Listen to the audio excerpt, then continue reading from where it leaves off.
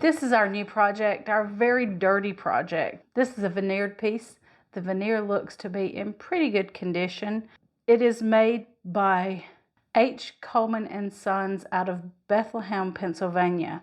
It's not often that I get a piece that's not locally made, but this one's traveled a bit. It has a mirror that is round. It's beautiful. You'll see it in the finished shots. It did have some lovely Bakelite hooks that held it in. One of them is broken, so I'm going to have to try and source that.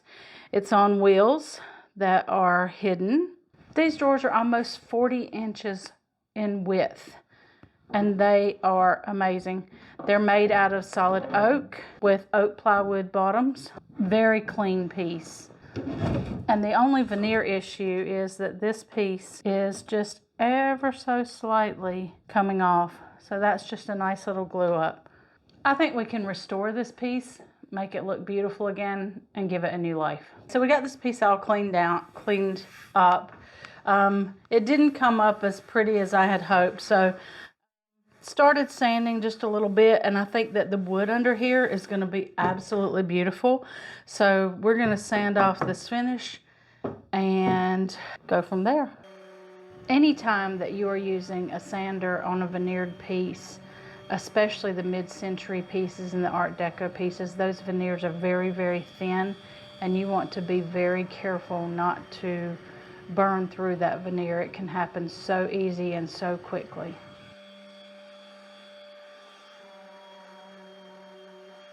For the curves on this, do not use a sander.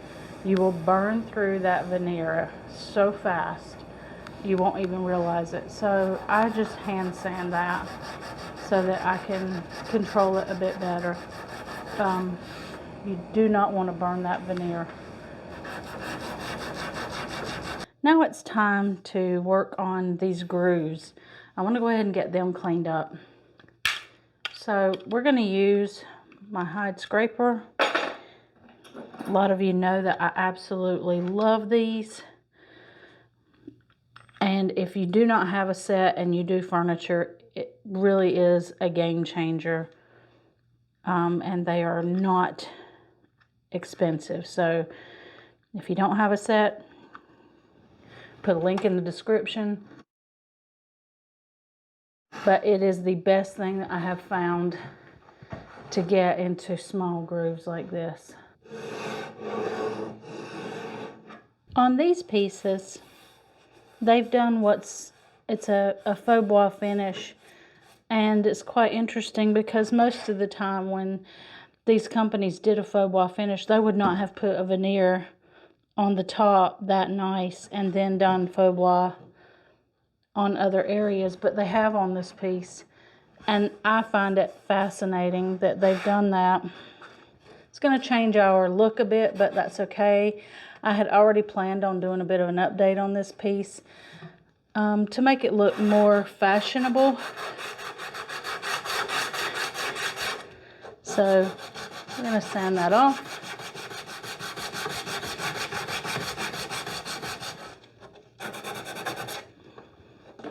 These finishes are just absolutely insane to get off. They are so hard. I don't know what paint they used. They're absolutely insane to get off. I don't know what paint they used, but they are tough. So we're going to scrape it.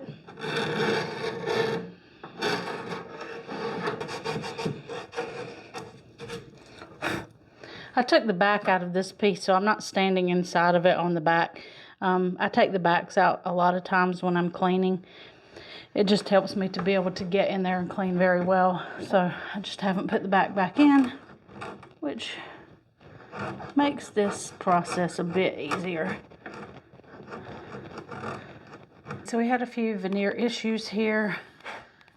Just the edges coming loose. We've glued those up, left them overnight. Let's take these clamps off, see what we've got. Okay, just need to take a little bit of extra glue off. That comes off with some water and the green scrubby. So we'll go ahead and get that off. And now what we're doing is we're stripping down the drawer fronts and getting all that old shellac off of there. So we're just going to start scraping. Just going to check those edges, make sure that all the veneer on this one is flush and no lifting.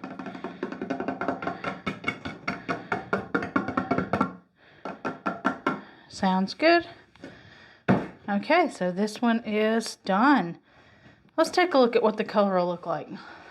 Now, one of the drawers did have a little bit of lifting, so I've got that in clamps with some tie bond to put that veneer back down. This is just some mineral spirits, and what that'll do is let us take a look, make sure we've got all of that varnish off. Take a look at what we're going to come out with as far as color. Pretty much this is what it will look like when we put the shellac on it. And oh, it's so pretty.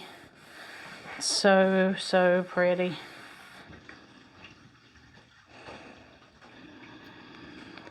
Now this piece does have some minor flaws, but considering that it's coming up on 100 years old, I'd say it's looking pretty good.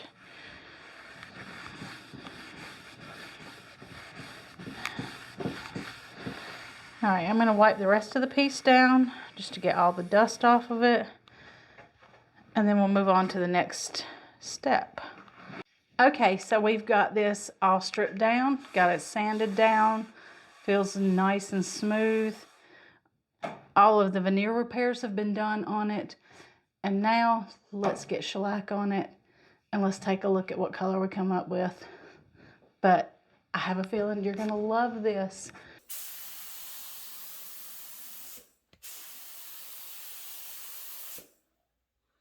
Dang.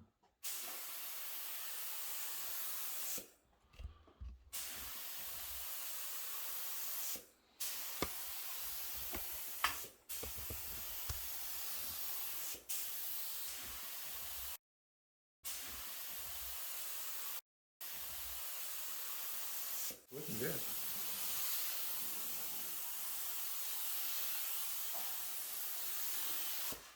Now that we have gotten the first coat of shellac on here, what I'm doing now is going through and just sanding with a very soft sanding sponge. It's a 220, but it is so worn it feels more like a 600. So I just want to take out dust particles. This I've already sanded. This is what I've not sanded.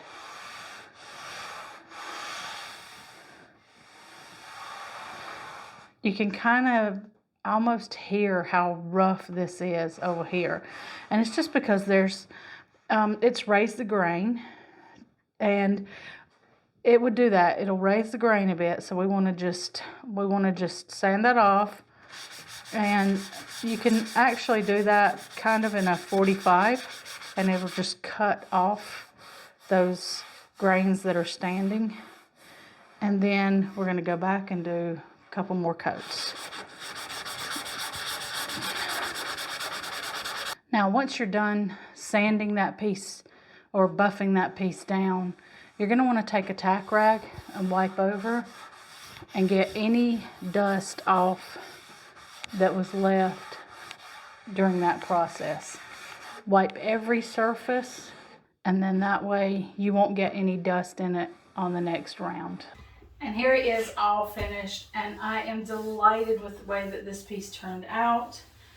This piece is probably late 1920s, and I think that it could probably last another 100 years.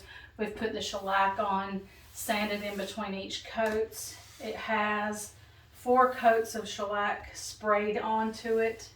This is the mirror on it, and it looks stunning. Again, we've just refinished the finish here. It had the same walnut veneer on it that the entire piece has, and we've just refinished that, put new clips on it, put it back on. The drawers work absolutely beautifully. Just waxing those drawers really helps. It has hidden handles down at the bottom, no hardware. They did that with a lot of Depression era furniture. Just another way to save a little bit of money. Even though we did have to take off the faux bois finish, I think that just leaving the natural wood, it really works with the piece, makes it look nice and masculine.